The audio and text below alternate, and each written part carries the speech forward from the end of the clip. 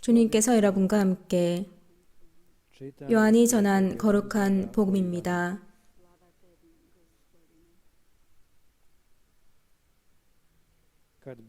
그날 곧 주간 첫날 저녁이 되자 제자들은 유다인들이 두려워 문을 모두 잠가놓고 있었다. 그런데 예수님께서 오시어 가운데에 서시며 평화가 너희와 함께 하고 그들에게 말씀하셨다. 이렇게 말씀하시고 나서 당신의 두 손과 옆구리를 그들에게 보여주셨다. 제자들은 주님을 뵙고 기뻐하였다. 예수님께서 다시 그들에게 이르셨다. 평화가 너희와 함께. 아버지께서 나를 보내신 것처럼 나도 너희를 보낸다. 이렇게 이르시고 나서 그들에게 숨을 불어넣으며 말씀하셨다. 성령을 받아라. 너희가 누구의 죄든지 용서해 주면 그가 용서를 받을 것이고 그대로 두면 그대로 남아있을 것이다.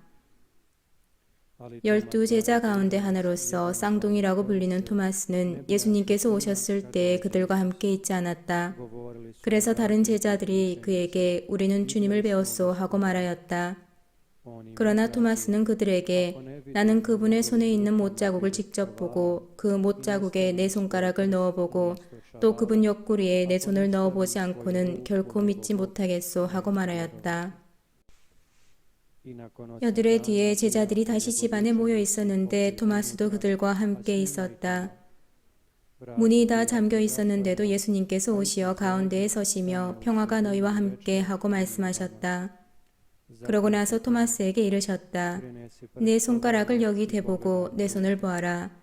내 손을 뻗어 내 옆구리에 넣어 보아라. 그리고 의심을 버리고 믿어라.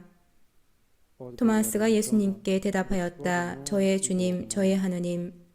그러자 예수님께서 토마스에게 말씀하셨다. 너는 나를 보고서야 믿느냐? 보지 않고도 믿는 사람은 행복하다.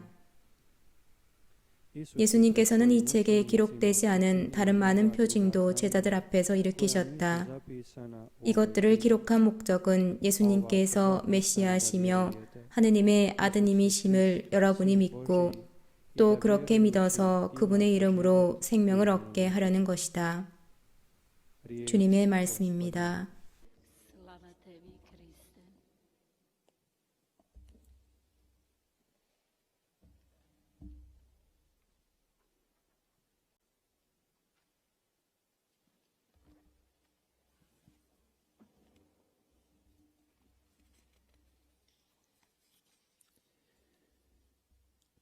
Draga braćo i sestre, 사랑하는 형제자매 여러분, jednog hladnog 어느 차가운 아침이었습니다. 1849년 12월 러시아에서 있었던 일입니다. je poredano 20 사형 선고를 받은 정치사범 20명이 osuđenih 총살 대기 중에 있었습니다.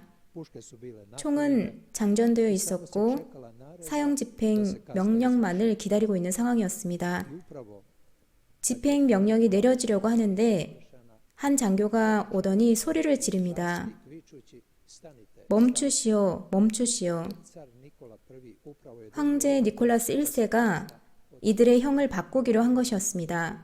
사형에서 시베리아 10년 노역으로 형량을 변경한 것입니다. zatvorenika bio 그 죄수들 중에 한 명이 표도르 도스토옙스키라는 청년이었습니다. 그의 어머니는 그가 16살 때 돌아가셨고 아버지는 그 후에 몇 년 뒤에 살해당했습니다. kad je Dostojevski dospio 도스토옙스키가 시베리아에 도착했을 때 신약 성경책 한 권을 손에 넣게 됩니다. 그리고 성경을 읽기 시작합니다. 신약을 다 읽은 뒤에 그는 신자로서 확신에 차서 opisujući 예수님에 대한 인상을 한 친구에게 이렇게 묘사했습니다. 그 어떤 이도 그리스도만큼 놀랍고 완전한 이는 없다.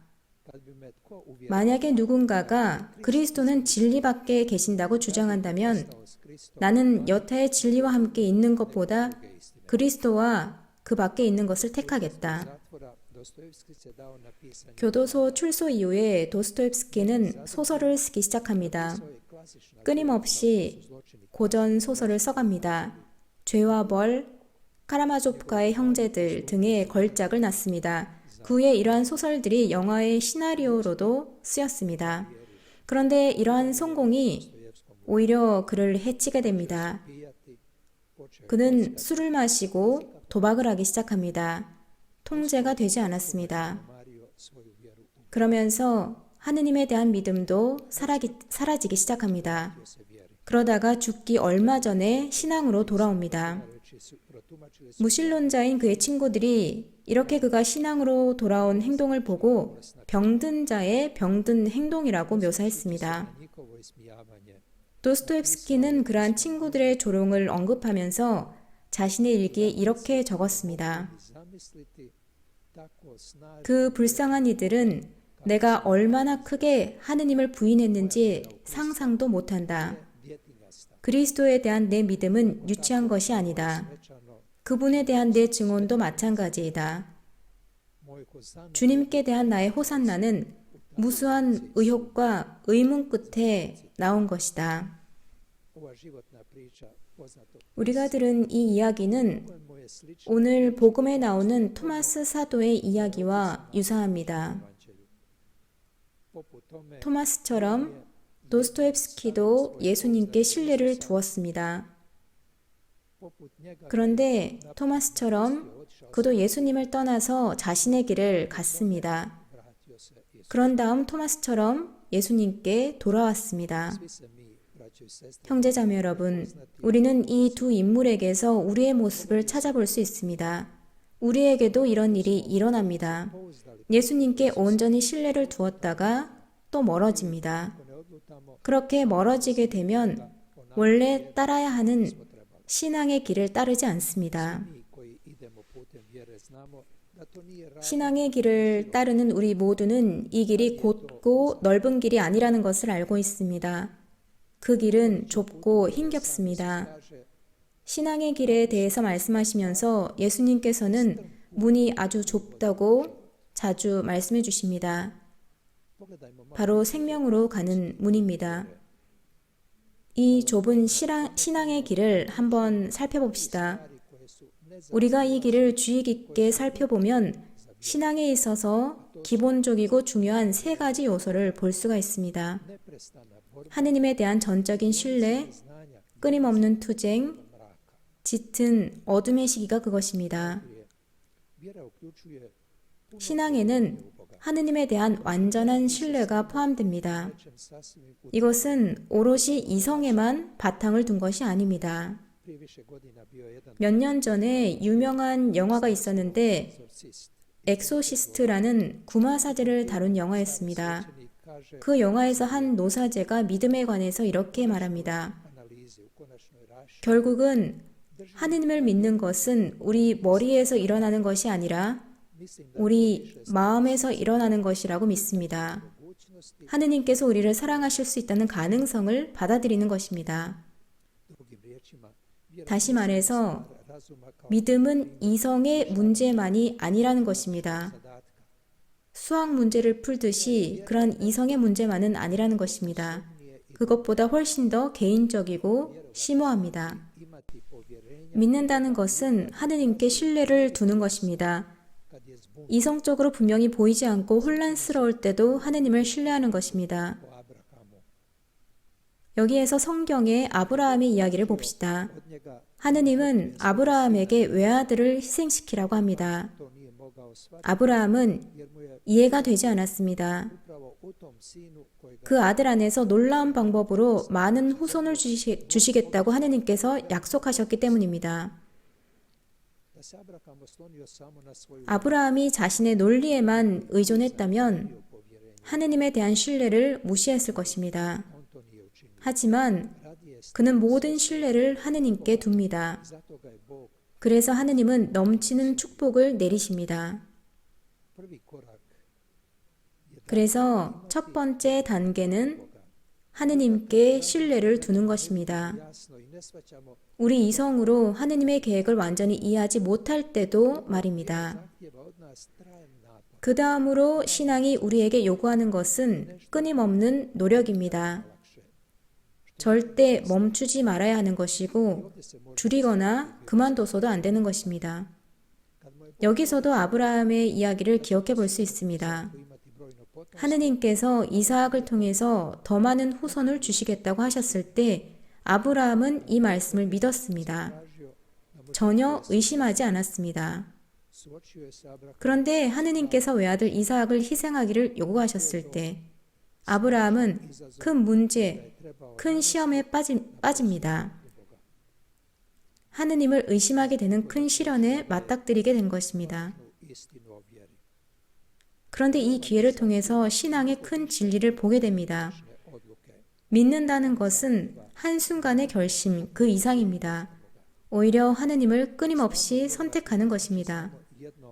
믿는다는 것은 한 번만 믿으면 그 이상 투쟁하지 않아도 그 신앙을 지킬 수 있다는 뜻이 아닙니다.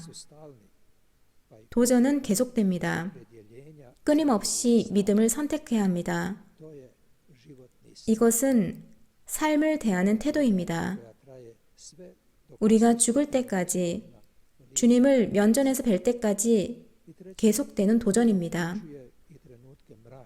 그리고 세 번째는 신앙에는 어둠의 시기도 포함됩니다. 우리 믿음이 잠들어 있는 것 같고 태양이 구름 뒤에 숨어 있는 것 같을 때, 시련의 시기가 올 때